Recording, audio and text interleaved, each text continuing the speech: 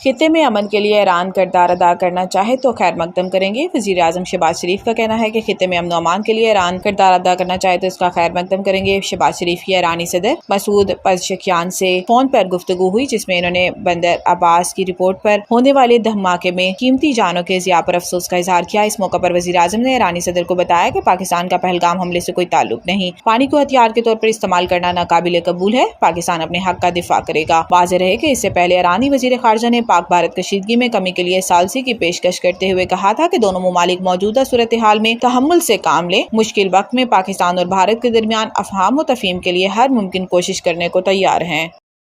امید ہے پاکستان اس سال کے آخر تک پانڈا بانڈ کا اجرا کر دے گا۔ وفاقی وزیر خزانہ محمد اورنگزیب نے کہا کہ امید ہے کہ پاکستان اس سال کے آخر تک پانڈا بانڈ کا اجرا کر دے گا۔ چین کی ڈومیسٹک بانڈ مارکیٹ میں پانڈا بانڈ کے اجرا میں پیش رفت ہوئی ہے۔ وزیر خزانہ سینیٹر محمد اورنگزیب نے غیر ملکی خبر رساں ادارے کو انٹرویو دیتے ہوئے کہا ہے کہ پاکستان نے چین سے 1.4 ارب ڈالر یعنی 10 ارب یوان کی درخواست کی ہے۔ امید ہے IMF بورڈ مئی کے شروع میں 1.3 ارب ڈالر کی منظوری دے گا۔ انہوں نے مزید کہا کہ 7 ارب ڈالر قرض پروگرام کے پہلے جائزے پر بھی دستخط کے لیے پرامید ہیں۔ پہلے جائزے کی منظوری کی صورت میں پاکستان کو 1 ارب ڈالر قسط ملے گی۔ بھارت کے ساتھ تناؤ کے اقتصادی اثرات سازگار نہیں ہوں گے۔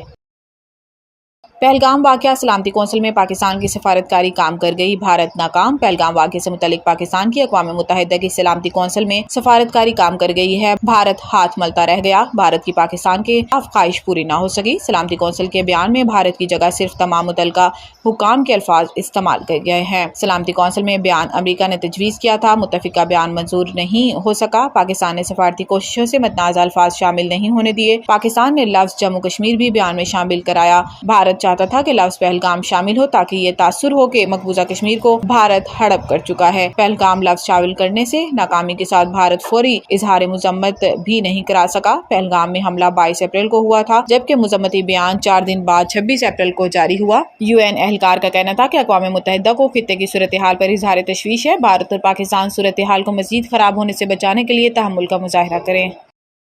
پنجاب میں DNA کے لیے مرکزی ڈیٹا بیس بنانے کا فیصلہ کیا گیا ہے۔ اس حوالے سے سیکرٹری داخلہ پنجاب نور الامین مینگل نے ماہرین کا ورکنگ گروپ تشکیل دے دیا ہے۔ Director general forensic science agency doctor Muhammad Amjad working group کے سربراہ مقرر کیے گئے ہیں۔ ورکنگ گروپ ایک ہفتے میں اپنی تجاویز سیکرٹری داخلہ کو پیش کرے گا۔ محکمہ داخلہ پنجاب کے مطابق Punjab forensic science agency DNA record اکٹھا کرے گی۔ اس کے علاوہ صوبے کی جیلوں میں موجود قیدیوں کا DNA بھی ڈیٹا بیس میں ریکارڈ کرنے کا فیصلہ کیا گیا ہے۔ ترجمان محکمہ داخلہ پنجاب نے بتایا کہ DNA ڈیٹا بیس سنگین جرائم کے ملزمان کی بروقت شناخت میں مددگار ثابت ہوگا۔